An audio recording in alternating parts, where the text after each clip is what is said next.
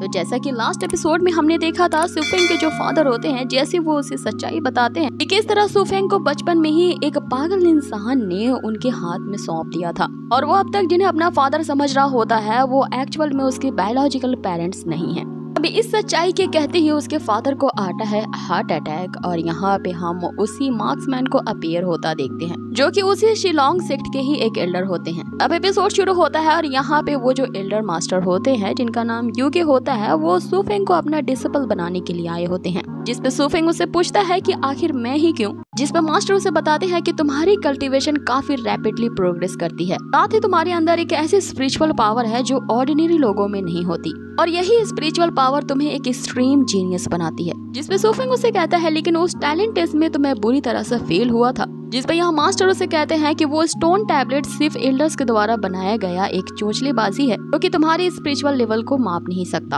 और आगे वो बताते हैं कि मैंने तुम्हारे टैलेंट को तो उसी वक्त पहचान लिया था जब मैंने तुम्हें उस तियानवू टॉम में यानी कि उस मकबरे में उस एयर कंट्रोलर टेक्निक को लेते हुए देखा और उस एयर कंट्रोलर टेक्निक को मैं कब से लेना चाहता था, लेकिन मैंने तो उसी वक्त तुम्हारी मेंटल स्ट्रेंथ देखी और तभी से ये डिसाइड कर लिया कि तुम ही मेरे डिसिपल बनोगे। तो अब बताओ क्या तुम मेरे डिसिपल बनना चाहते हो और अब तक मैंने जिंदगी में जो कुछ भी सीखा है वो मैं तुम्हें सिखाऊंगा, जिससे तुम इस इंटायर कोशो कॉन्टिनेंट के नंबर 1 वर्ल्ड स्पिरिटिस्ट बन जाओगे। हम जैसे सुफेंग को देखते हैं कि वो उसे अपना मास्टर एक्सेप्ट करने वाला होता है, उसके जो सबकॉन्शियस माइंड में वो जो अंडा होता है वो उससे कह रही होती है क्या तुम पागल हो कि इस ओल्ड मैन की कहीं भी बातों में आ रहे हो और मुझे तो ये देखने से लगता है ये स्पिरिचुअल वर्ल्ड का एक नंबर का धोखेबाज है, लेकिन फिर भी तुम अगर इसे अपना मास्टर एक्सेप्ट करना चाहते हो तो ये मेरे लिए तो शर्म की बात होगी। दूसरी ओर उधर मास्टर योगी अपने मन में सोच रहे होते हैं कि ये जो बंदा है इसे काफी ज्यादा अपने पावर पे प्राउड है, लगता है ये मुझे बहुत कम आंक रहा है, इसीलिए मुझे इसे अपना डिसिपल बनाने के लिए कुछ लालच देना होगा।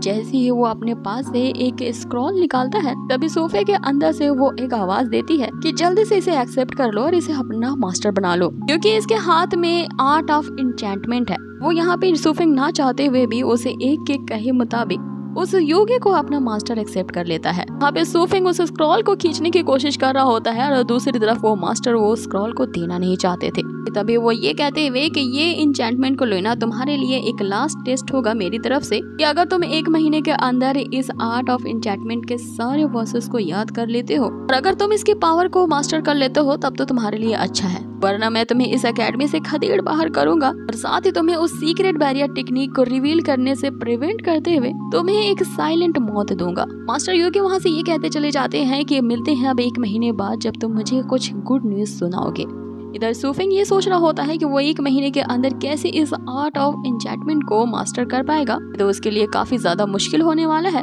और वहीं दूसरी तरफ मास्टर ये सोच रहे होते हैं बिना मेरी गाइडेंस के तुम्हें इस एन्चेंटमेंट को सीखने के लिए 1 साल से भी ज्यादा वक्त लग जाएगा। फिर देखते हैं कि 1 महीने बाद तुम मेरे पास कैसे गिड़गिड़ाते हुए आते हो। आगे हम सुफेंग को देखते हैं जो अपने फादर से ये कहते हुए कि चाहे लाइफ में उसे जो कुछ भी एक्सपीरियंस करना पड़े असल में यही उसका घर होगा और उसके असली पिता वही होंगे। अब यहाँ सीन कट होता है और आगे सुफेंग को हम एक गुफा के अंदर कल्टीवेट करता हुआ देखते हैं, जहाँ पे वो अपने सबकॉन्शियस माइंड में वापस जाता है, जहाँ उसकी मुलाकात उसी अंडे से होती है। वो एक उसे बताती है कि तुम स्पिरिट वर्ल्ड में हो और ये तुम्हारी स्पिरिचुअल वर्ल्ड है, जिसपे सुफेंग उससे पूछता है कि आखिर तुम मेरे स्पिरिचुअल वर्ल्ड में क्या कर रही हो। अब आगे वो एक उसे बताती है कि वो एक खास तरह के बैरियर में सील है। जब से सुफेंग पैदा हुआ है उसी के मदर ने ही इस अंडे को उसके स्पिरिचुअल वर्ल्ड में रखा है और बचपन से वो एक उसे जानती है। अब यहाँ पे वो एक सुफेंग के बारे में कई सारे एम्बैरेसमेंट चीजें बताती है, जैसे वो 5 साल का था तो बेड पे सुसु किया करता था, जैसे जैसे वो बड़ा हुआ उसके भाई बहन उसे बुली करते थे, इवन कि उसके अपने घर वाले उसे कितना पीटते थे।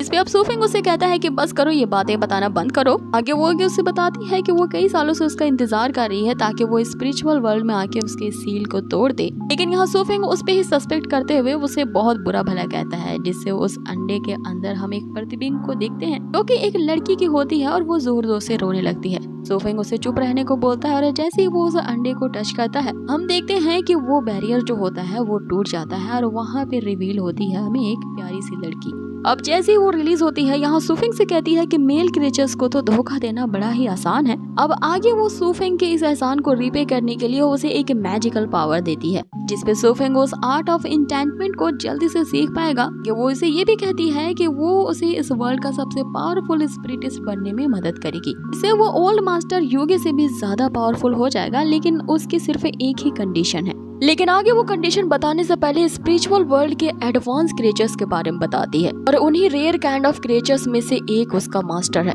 जो इस बड़े से बैरियर गेट के पीछे है। और जैसे जैसे सुफिंग अपनी कल्टीवेशन को एडवांस करेगा, भी ये बैरियर गेट टूटेगा और उसकी सेकंड स्पिरिट भी रिलीज हो जाएगी, जिसपे सुफिंग उससे पूछता है कि क्या वो स्पिरिट और भी ज्यादा पावरफुल होगी। जिसपे वो लड़की उसे बताती है जब वो स्पिरिट तुम्हें पॉजेस कर लेगी तो फिर तुम युआन वो रिल्म के मास्टर बन जाओगे। लेकिन इन दोनों स्पिरिट्स में से उस गेट बैरियर के पीछे जो स्पिरिट छुपी हुई है वो काफी वीक है। रही पावरफुल स्पिरिट की, तो वो मैं हूँ, जिसे तुमने अभी अभी अपने हाथों से ही रिलीज किया है। आगे वो अपनी कंडीशन के बारे में बताते हुए कहती है कि सुफिंग को उसके साथ एक साइकिक कॉन्ट्रैक्ट में सील होना होगा, तभी वो कोर डिसिपल ल्यूइन को हराने में उसकी मदद कर सकती है। लेकिन उसके लिए सुफिंग को उसे मॉन्स्टर्स के ओरिजिन प्रोवाइड करवाने होंगे, ताकि वो लड़की अपने कल्टीवेशन को भी इम्प्रूव कर सके, क्योंकि जितने भी स्पिरिचुअल बीस्ट होते हैं उन्हें जिंदा रहने के लिए मॉन्स्टर्स के ओरिजिन्स की जरूरत होती है, ताकि वो उनके एसेंस को एब्जॉर्ब कर सके। इसपे सुफिंग उसे कहता है कि क्या मुझे उन मॉन्स्टर्स को मारना होगा।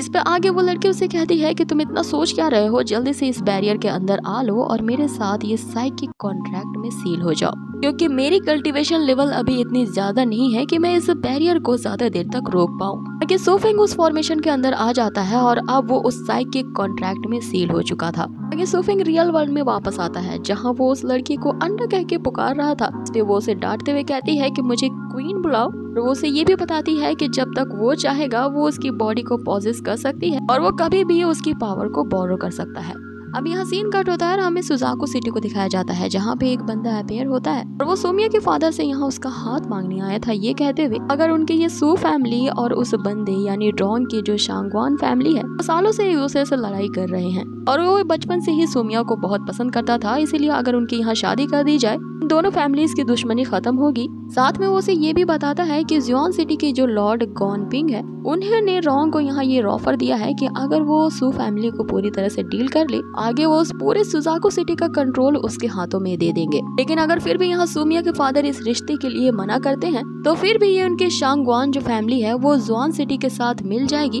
और ये फिर मिल करके उस पूरे सुजाको सिटी पे हमला करेंगे। अब इस पे सोमिया के फादर जो कि सुजाको सिटी के लॉर्ड होते हैं वो सोच में पड़ जाते हैं, वो ये पॉलिटिकल रिश्ता मंजूर करे या ना। यहाँ हिचकिचाते हुए वो कुछ कह पाते कि वो जो रॉन्ग होता है वो यहाँ उनकी इस हिचकिचाहट को हामी समझ बैठता है और वो शुक्रिया अदा करता है कि उन्होंने सोमिया के साथ रिश्ते को इस तरह से हामी भर दी। तभी वहाँ पे सुफिंग भी आ जाता है तो इसे ये कहते हुए कि कोई भी अरे गहरे रिश्ता लेकर आजकल पहुँच जाते हैं। उसके ऐसा कहने की देर होती है कि हम यहाँ रॉन्ग और सुफिंग के बीच हाथापाई को देखते हैं। यहाँ रॉन्ग तो जियानयू रिल्म में होता है, इसलिए वो कांटे की टक्कर सुफिंग को दे रहा होता है। तभी सोमिया की जो एल्डर सिस्टर सूरी होती है वो यहाँ बताती है कि सुफिंग में एक अच्छी खासी मेंटल स्ट्रेंथ है, इसे कम आंकने की गलती मत करना, क्योंकि ये वही है जिसने लुइन को चैलेंज किया है, जो कि एकेडमी का कोर डिसिपल है। भी हम सुफिंग को देखते हैं जिसके अंदर वो क्वीन उससे कह रही होती है क्या तुम्हें मदद चाहिए। यहाँ पे सिर्फ एक लड़की के लिए तुम दोनों का इस तरह फाइट करना तो बेकार ही है। आगे सुफिंग उसे कहता है कि मुझे तुम्हारी कोई मदद की जरूरत नहीं और यहाँ पे हम उसे उसी आर्ट इंचेंटमेंट का पावर का यूज करते देखते हैं। इससे वो रॉन्ग तो उसी समय हार मान जाता है और तभी यहाँ सुमिया जो होती है सुफिंग को जीतता देख उसे इतनी जोर से गले लगाती है। सुफिंग के अंदर जो क्वीन होती है वो उससे कहने लगती है कि मुझे नहीं पता था कि तुम जैसा गधा भी एक अच्छी खासी लड़की को पटा लेगा। जिसपे सुफिंग उसे कहता है कि तुम गलत समझ रही हो, क्योंकि हमारे बीच दोस्ती के अलावा और कुछ नहीं है। यहाँ पे वो क्वीन उसे बताती है कि ये जिस तरह से तुमसे यहाँ गले लगी है ना, साफ साफ पता चल रहा है कि ये तुम में इंटरेस्टेड है।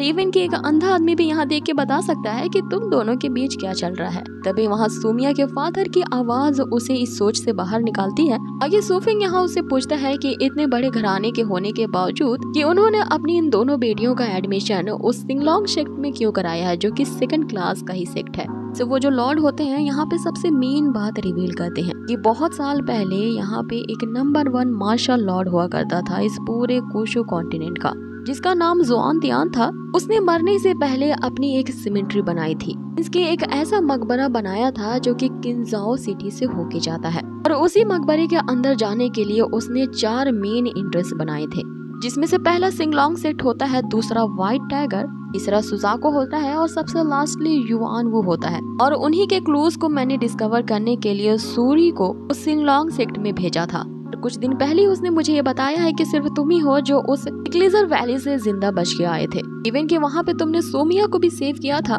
से ये कंक्लूजन निकलता है कि वो जो एंट्रेंस है उस एम्परर की टॉम का वो सिंगलोंग में ही है। और तुम्हारी इस साइकिक पावर को देख के मैंने ये डिसाइड किया है, तो क्यों ना तुम्हारा गठबंधन सोमिया के साथ करवा दिया जाए। तो सुफेंग उनसे चौंकते हुए कहता है कि आपके कहने का क्या मतलब है, जिसमें वो लॉर्ड अब यहाँ पे मेन मकसद उसे बताते हुए कहता है कि तुम्हारी अगर मेंटल स्ट्रेंथ को हम अपनी सुजुकी सिटी के अंपायर के पावर के साथ जोड़ दें तो फिर हमारी ज्वाइंट फोर्सेस का मुकाबला कोई नहीं कर पाएगा और फिर हम उस इंपीरियल टॉम को भी ढूंढने में कामयाब हो जाएंगे। और मैं तुमसे ये प्रॉमिस करता हूँ कि उसके अंदर से जो भी ट्रेजर मिलेंगे वो हम इवनली हाफ बांट लेंगे, कि उस इंपीरियल मकबरे में जो ट्रेजर्स होंगे उस तियानवू मकबरे के ट्रेजर से कई ज्यादा बढ़ के होंगे। कई सालों तक लोगों की यही गलतफहमी थी कि वो इंपीरियल ट्रेजर्स उसी तियानवू टॉम में ही है, इसलिए कई सालों तक उसी तियानवू टॉम में ही कई सारे हमले किए गए, लेकिन वहाँ पे लोगों को सिर्फ स्पिरिचुअल पर्ल के अलावा कुछ भी नहीं मिला। आगे यहाँ लॉर्ड उसे ये कहते हुए कि तुम्हारी इस सिंसियरिटी को देखते हुए सोमिया के साथ तुम्हारी मैरिज को फिक्स कर देते हैं,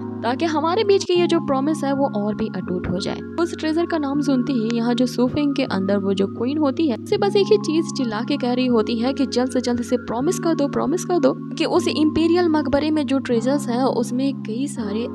ऐसे मैजिकल टूल्स हैं जो तुम्हारे फ्यूचर कल्टीवेशन में तुम्हें काफी बेनिफिट देंगी। इसलिए जल्दी से उसके साथ यहाँ प्रॉमिस कर लो ताकि हम दोनों को इससे फायदा पहुँच पाए। इसमें सुफेंग यहाँ क्वीन को चुप रहने को कहता है और आगे वो लॉर्ड से कहता है कि आप अपनी बेटी को तो धोखा दे सकते हैं लेकिन सुफेंग को नहीं, क्योंकि वो इतना लालची नहीं है कि वो एक बीस्ट बन जाए। वैसे कहते हुए वो चला जाता है और यहाँ इनके पूरी कॉन्वर्सेशन को सोमिया और सूरी सुन रहे होते हैं। सोमिया को सुफेंग की ये बात अच्छी नहीं लगती और वो मन ही मन उससे शादी भी करना चाहती है, इसीलिए वो इसके रिजेक्शन को यहाँ बर्दाश्त नहीं कर पाती और उसके आंसू के साथ ही हमारे ये जो एपिसोड होता है वो फिनिश होता है। तो गाइज आप लोगों को ये आज का एपिसोड कैसा लगा मुझे कमेंट बॉक्स में जरूर बताएं। बहुत ही जल्द आप लोगों से मुलाकात होगी इसके नेक्स्ट एपिसोड में। Till then take care, stay healthy, bye.